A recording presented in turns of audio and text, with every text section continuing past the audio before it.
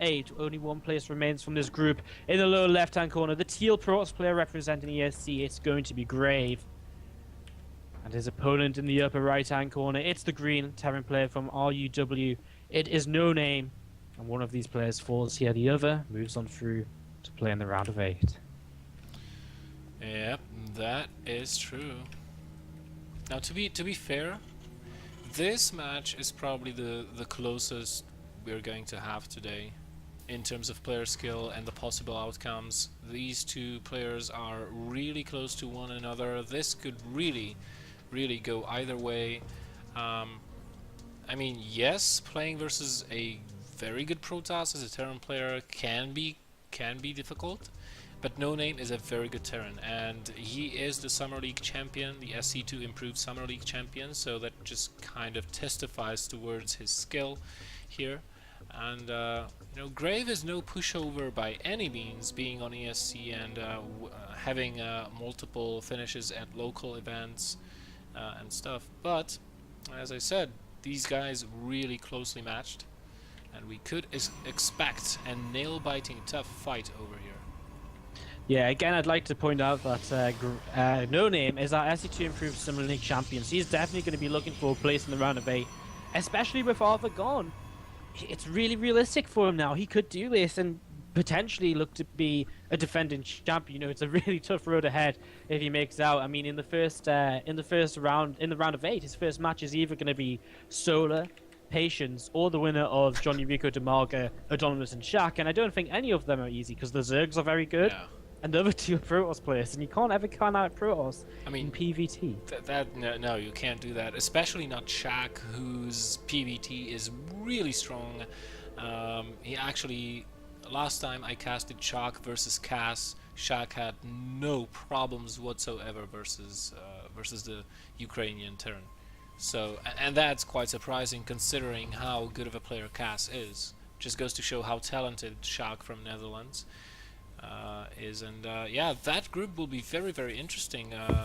That you just mentioned will be coming up on the stream a couple of days from now. So Command Center first opening from Noname. The Nexus is way behind Command Center first. This is a 4-player map. It's cross spawns, the best possible scenario here for Noname to go for such a build. This probe is going to be mildly annoying here, but should not get anything down basically.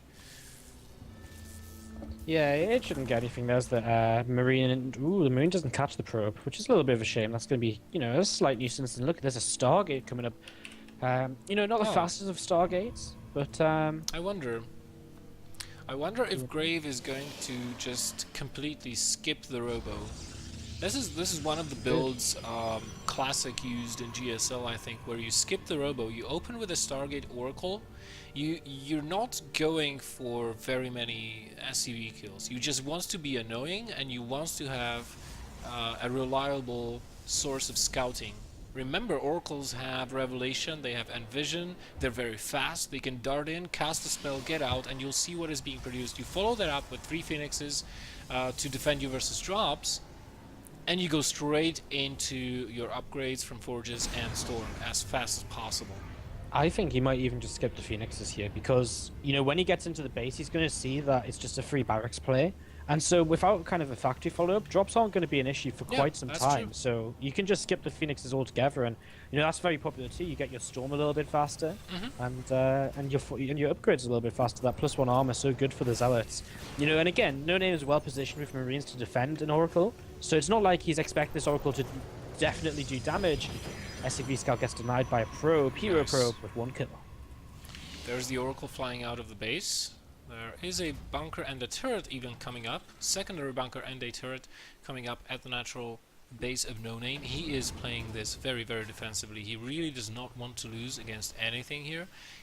In the main base we can see he's got 7 Marines. That's the magic number you need to have to be 100% sure that you will kill any Oracles that might fly in.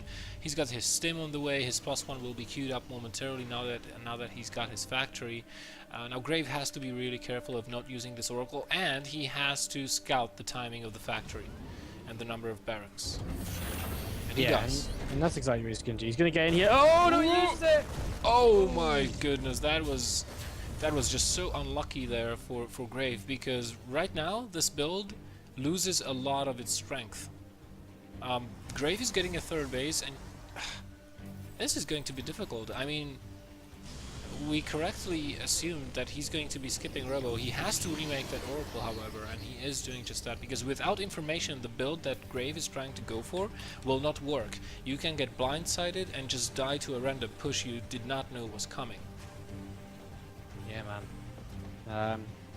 A couple of reactors and another tech lab on the way. A starport on the way up, and a fast third base from GraVe. Look at this. This is not standard. Like the Twilight Council, the Forge is pretty normal, but to get it this late after a third base, it's a little bit greedy, honestly. And his defense is going to be top notch. Have to be top notch to defend this. And you know, I wonder if he might go straight to Blink to help him defend from the drops, considering he's going on to 3 bases instead of charge.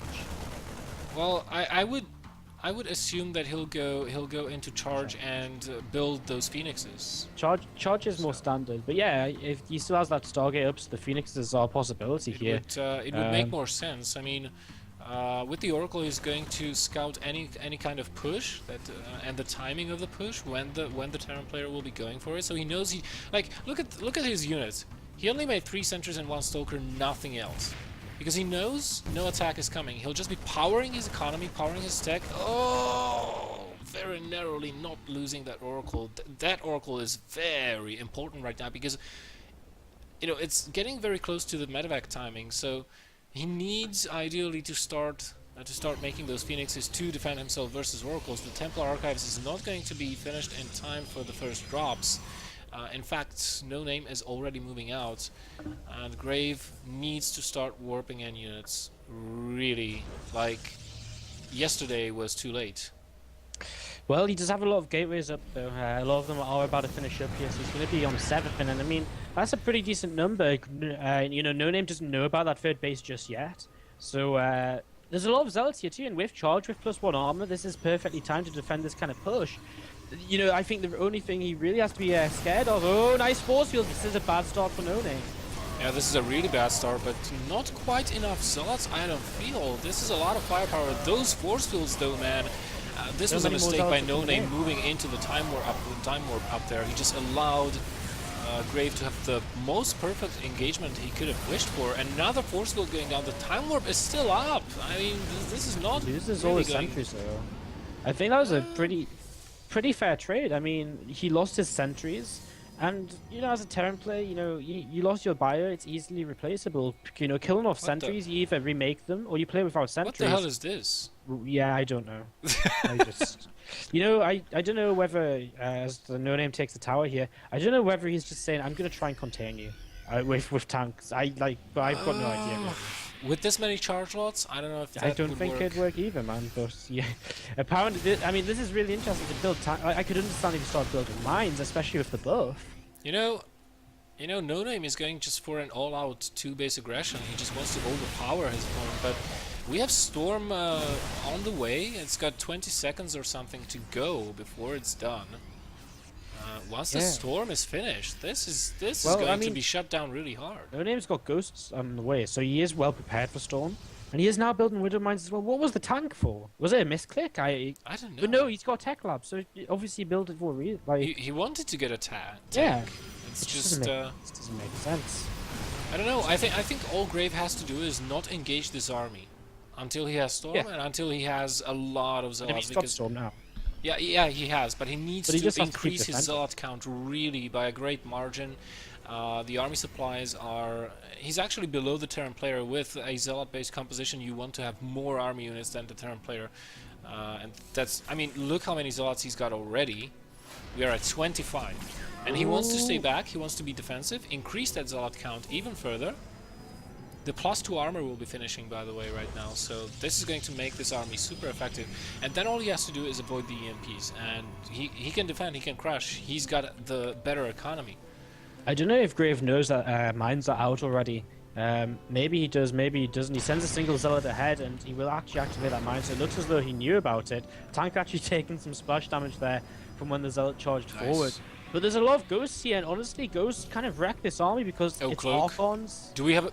Oh, we don't have a single observer here! Yeah! GraVe, he doesn't see this! Oh my god, there is actually no... Well, okay, there's still a couple of storms here. And here's actually the SCVs come in as well, but how good are the storms, bro? Not all over the army! Oh my god, so many units are going to be going down. Here come the SCVs, the Zods are trying to tank as much as they can, but there's still a lot of bio remaining. But with the next weapons, storms or no storms, the upgrades and just the sheer numbers, GraVe can do this, and he's charging up more storm on his Templars. There are more EMPs coming in though, but he does get the perfect storm, the first one. The second one was kind of whiffed, but this army is greatly hurt. Yeah, the medivacs are slowly starting to run out of energy here, and I mean, this Terran army keeps on stimming, he keeps realizing it needs to do damage. Another ghosts come forward, but a lot more Templar have already been made, and the EMP doesn't quite yet go down. Yeah, and, with these 2 additional Archons, this is just going to be too much splash, just based on the Archons alone. Seeing too much damage from the Photon Overcharge as well, and yeah. some mines before they're going to die before they burrow here. There's still quite a few ghosts, which is still a little bit scary. Loses a single Archon here, 1 Archon's on low HP, low shields.